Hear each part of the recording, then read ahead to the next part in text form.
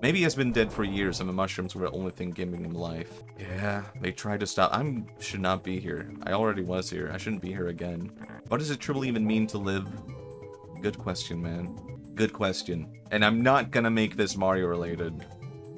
What does it mean to live?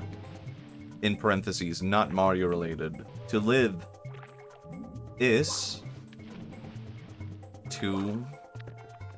Oh, this is too heavy. Isn't... no, it's too... It's also depressing. Isn't living also its own kind of illusion? Question mark. Sorry for interrupting your Mario philosophy. Yeah, no problem. Oh man, I can only make things Mario related now. Life is meaningless, so there's no point to living, versus life is meaningless, so the point is to live. Maybe the point is to just exist, man. No point. I guess that's it. That's the meaning to life, not Mario related. The purpose in life is not to have meaning, to do this, to do that. It simply is to exist. This is an interesting contention. This is too serious now. This is an interesting contention between nihilist philosophy and the introduction to nihilist philosophy within Japanese philosophy. Because, you know, so much of Japanese philosophy for thousands of years was Buddhist philosophy. And the introduction of Nietzsche and nihilist philosophy was not too different from, like, Buddhist philosophy in a weird way. Or it's sort of like everything is kind of inherently meaningless. Because that is like a very strong point in Buddhist philosophy. Life is slop versus life is jam. I guess this is maybe how you could simplify all of it. That's how you could simplify philosophy. Life slop. Yeah. What the hell? Okay, no, I can jump here, fine. It's fine. No! What the hell? No! You tricked me. I thought I could jump down there. It would be fine. You know what? Fuck this. Fuck this level. God damn it. I'm leaving this. Life slop. Man, that's such a good word. Life slop. Here he is again with this life slop. It's just like having meaning to life. You think Nietzsche would have killed God if he had SNES? Mars? Maybe. I mean, it's really interesting, Nietzsche. Bully the bullies. Okay, I'll do that instead. Nietzsche, actually, that reminds me of, like... So a long time ago, actually I don't think it was too long ago, like a few years ago, I watched an anime that was made by a cult in Japan. I can't remember the cult's name. But they have... Was it Happy Science? Something like that? Oh my god. Mario Gem. Is gem an actual term? Is gem the opposite of slop? I watched an anime that featured Nietzsche. It was like two anime kids who went to hell. And hell was full of all these like historical figures, and one was Nietzsche. And they had to like fight Nietzsche. And Nietzsche was just screaming, God is dead, over and over. Which was really funny, for one thing. Because that was just funny imagery.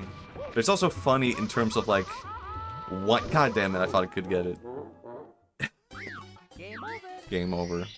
It's also really funny because Nietzsche's statement, God is dead, was more like a lamentation of like the direction that Western society was heading. It wasn't like a literal statement of like, oh my god, God is dead. It was more like the purpose of meaning in Western philosophy and life and society for so long had been God and Christianity.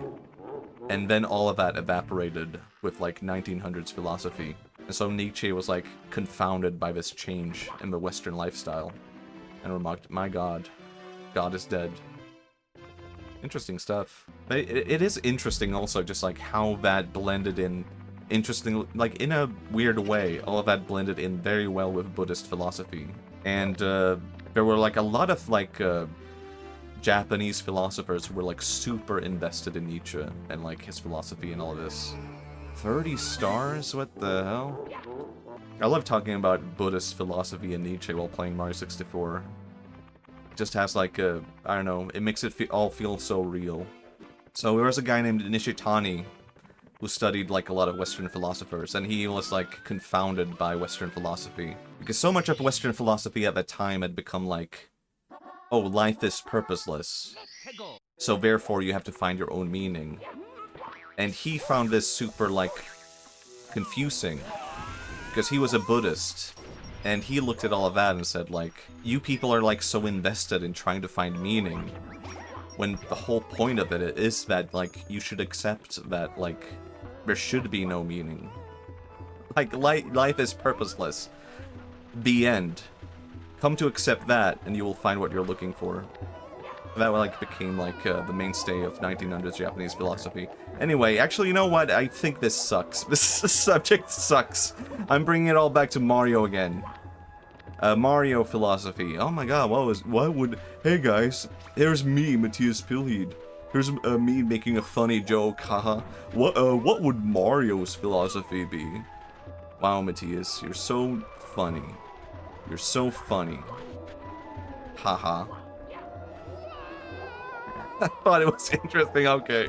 Maybe I didn't need to be so harsh on myself. God damn it, how do I get up on that one?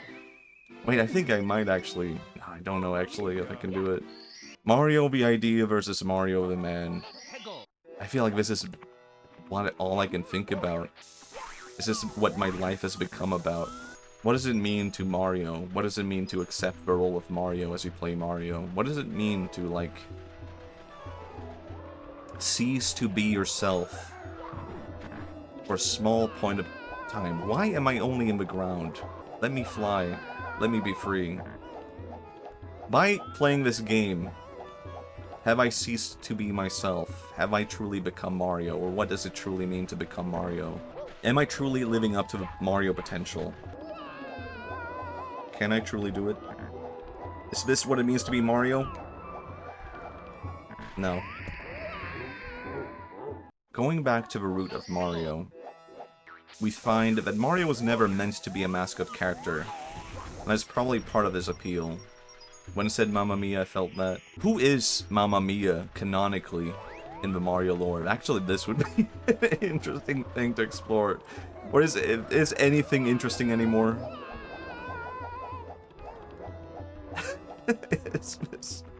Now I'm feeling a bit nihilist. Now I'm feeling a bit Nietzsche. Maybe that's the theme of this episode, quote-unquote.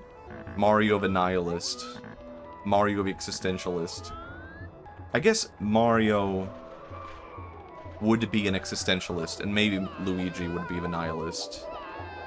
And Luigi's not a nihilist because he's like, oh, like, life is purposeless. How the hell did I get up here?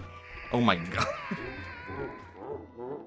Luigi's the nihilist, not, you know, because life is purposeless. He still lives in the fear of nihilism. This sucks. This sucks.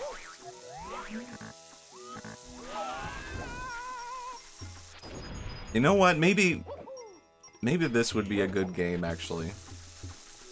You take all of that, what I just said, and then you make that into a Wario game, and you kind of realize, you know what? Wario has it all figured out.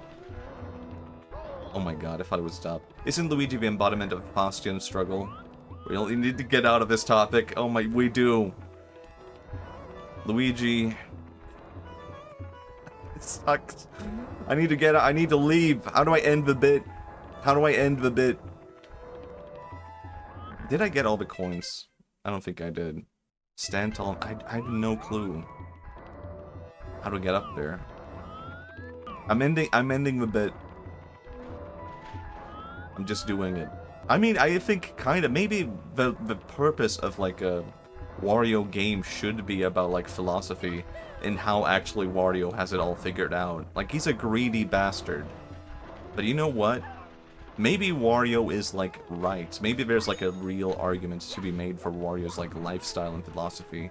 And then you can have Waluigi as the counter to that. I think Luigi is too innocent to think about philosophy deeply. Maybe so, I think so. I think philosophy for Luigi would be, like, what sauce do I put on my pasta? And maybe that would also be, you know, Mario's philosophy, now that I think about it. I think Mario would put bolognese on his pasta. And Luigi would maybe be a carbonara kind of guy. Am I crazy for saying that? And Wario would put, like, peanuts. I don't know. There's, like, Africana pasta. That's Wario.